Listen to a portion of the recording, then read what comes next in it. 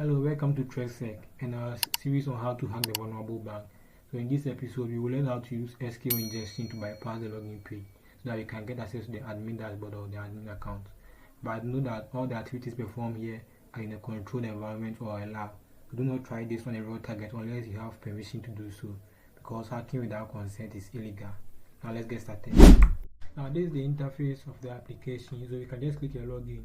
But first, let's log in as our user that we created at that time. That was the username was test, and the password too was test. Let's log in here to our account. After logging in, let's try to request a loan. Request a loan.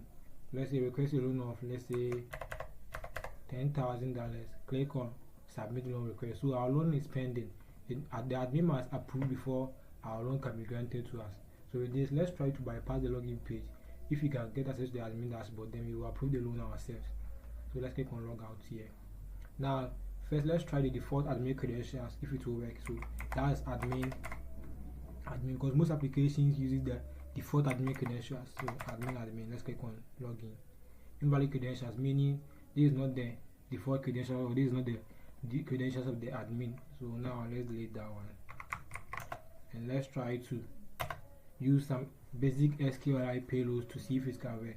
So the first basic SQLi payload that we use is this payload, apostrophe space on 1 equals 1 dash dash. Then the password field, you just input anything there. Let's say pass. Let's click on login here. Now if we log in as the admin, this is the admin dashboard. So let's click on admin panel here. Let's go down, and this is the pending loan application. So we can just approve our loan here. Let's approve it. Now let's see the reason why this payload works, how we can defend against that SQL injection, and how to also maintain or write a good code so that we can prevent this SQL injection. Since that payload works, it means the application is directly inserting users input in the SQL query or concatenating users input. So let's see how the application is, the logic is written. So this is a bad query. So we think the query is written as select from users where username equals then this parameter username, and close it here, and passwords equals this parameter here, password, then we close it. So this is how the application is treating the login query. So anytime that the user's input his or her username, the user's input will replace this parameter. So anytime that the user inputs an SQL syntax or SQL command, to treat the user's input as SQL command instead of SQL a simple string or username string. So this is a bad query. So let's see how the payload works. So this is our payload that we tried, or 1 equals 1 hyphen. So this is our payload that we try. So this apostrophe will close the first opening of the username parameter here. Then the or is a logic or SQL logic that lets you do an alternative condition. And the 1 equals 1 is a tautology. So 1 is equal to 1 is always true. So those will make the whole where clause condition true. Then the hyphen will comment this part from here to the password. So that the final syntax or query will be like this: select from users where username equals then or 1 equals 1. And since 1 is always equal to 1, that is true, the where clause will treat this condition as true. That is why it is letting us in. The best way to write this SQL query that will prevent the SQL injection is to write it like this. So let's add new page here, new page after. So yeah, I have two ways that I can teach you to write a good SQL syntax for a login page or application, so that it will treat users input as a separate query, or to treat users input separately, so that it wouldn't be inserted into the whole SQL query, letting them to input malicious payload on those things. And if a user input malicious payload, so treat that payload as a string instead of SQL syntax or SQL command.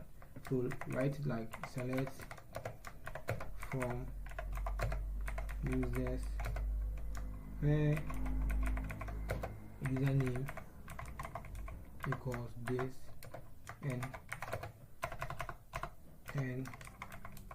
password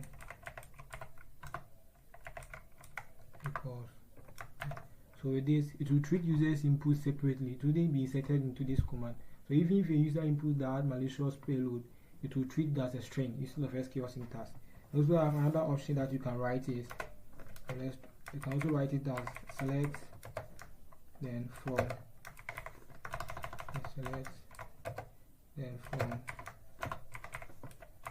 users where username equals then the percentage sign and password equals the percentage sign again as with this. Then you can just query it from like something like this. So let's close like username comma password. These are the best two ways that you can write your login query so that to prevent SQL injection or SQL attack. With this, it will treat users input separately. It wouldn't be inserted into this query so that it will treat that users input as a string instead of SQL payload or SQL command. We can also try to bypass. Let's come here. Let's log out and see. Let's say in case you know the username of the user but you don't know the password, you can also use the same SQL payload to bypass the login page. Let's say we know the user is called test. Let's write the payload here first. So the payload was 1 equals 1. Now let me copy the payload. Now we know the username is test, but I don't know his or her password. So let's paste the SQL payload here, paste and click on login. So have you seen we have been logging as the admin, even if you try different names. So the moment that we use that payload comma or 1 equal to 1, it means that the application should treat our syntax or the logic as true. So whether you are using wrong password, wrong username or what, so you will be logged in as the admin. Or this vulnerability is very dangerous. Attacker can log in as any user, potential admin, then they can transfer data, change balances or even escalate. So we need to face this vulnerability. It's a high priority that application engineers or developers must face in the application. So that's all for today's episode. On our next episode, we will learn how mass assignment can lead to privilege escalation and account balance manipulation. If you found this video helpful, smash that like button, subscribe to our YouTube channel so that you don't miss on our next video.